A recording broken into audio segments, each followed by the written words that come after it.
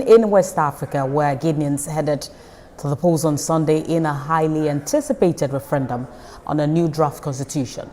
The vote could pave the way for long-delayed elections, but also opens the door for junta leader General Mamadi Doumbouya, who seized power in 2021, to run for president. The opposition has boycotted the vote, calling it undemocratic. Out of Guinea's 14.5 million citizens, about 6.7 million are eligible to vote. At the capital, Conakry, there was a heavy security presence with armored vehicles and checkpoints as polls opened. Though the military initially promised to return to civilian rule by the end of 2024, no election date has been set. The Yes campaign has dominated the street with rallies and posters of the 40-year-old Doumbouya, while the No campaign has mostly played out online, led by the exiled opposition figures, silent by the junta's crackdown on dissent.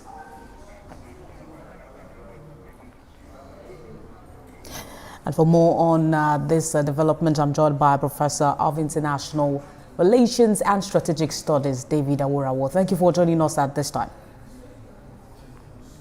Thank you for inviting me. Right. So given that the Guinean junta initially promised to return to civilian rule in 2024, and they're now staging a referendum that could possibly extend Doumbouya's ambitions, how do you think this would affect the legitimacy of the transition process? Yes, of course, it will affect the legitimacy. It is clearly seen now as a measure that will allow Doumbouya to transit from military governance to civilian rule. And the proposal that has been submitted provides for 7 years of 2 terms maximum. What that means is that Doumbouya might remain the president of Guinea for the next 14 years. And then you add the 4 years he already has.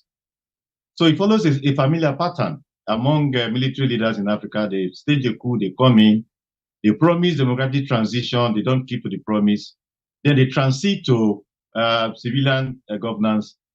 I want to perpetuate themselves in power for as long as possible. So what is happening in Guinea just follows, the pattern that we have seen all over Africa since the 60s and 70s until now.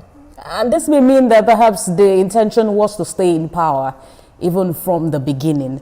But we've seen the opposition boycotting the referendum that the military government is calling.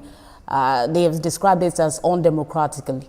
How effective would you say boycott politics really is in Africa? And what strategies do you think the opposition can use to remain politically relevant?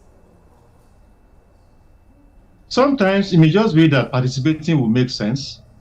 Because when they don't participate, it doesn't change anything. The government simply goes on to accept the results and then move ahead with what it wants to do, despite boycott.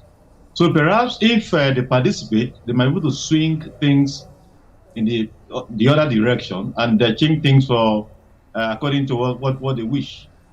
But again, boycott is good to the extent that it makes the exercise illegitimate and then tries to discredit it, except that it hasn't been effective in changing the way things, eventually turn out.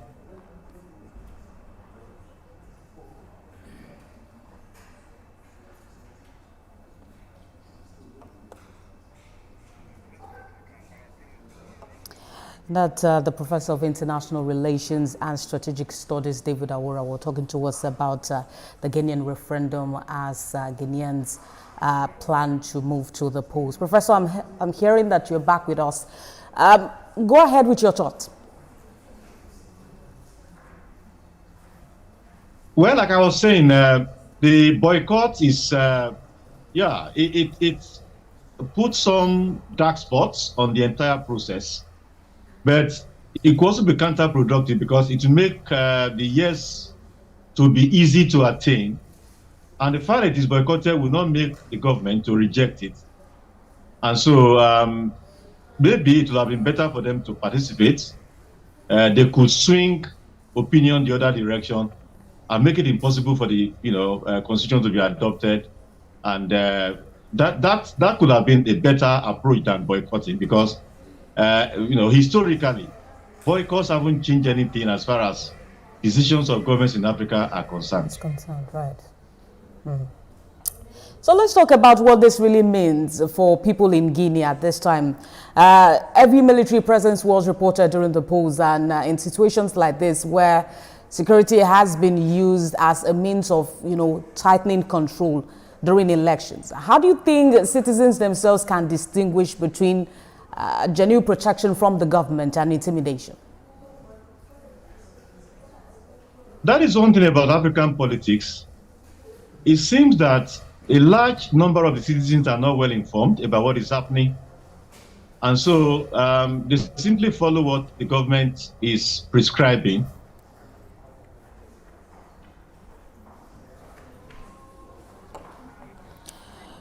We seem to have issues connecting with the Professor of International Relations and Strategic Studies, talking to us about Guinea's controversial constitutional vote.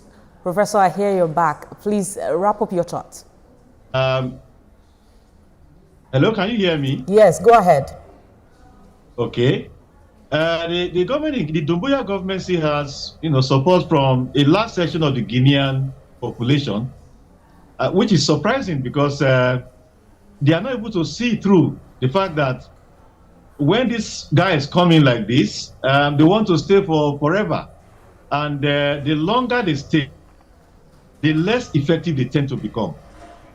So perhaps they will realize at some point that what they are clapping for does not deserve that clap.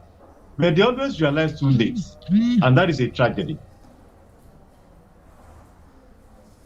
All right, we'll just wait out to see what this referendum really means for Guineans as they move to the polls. That's a fine place to leave the conversation for now, Professor. Thank you for talking to us. Professor of International Relations and Strategic Studies, David Awurawa. Thank you for joining us on The World Now. Thank you for having me.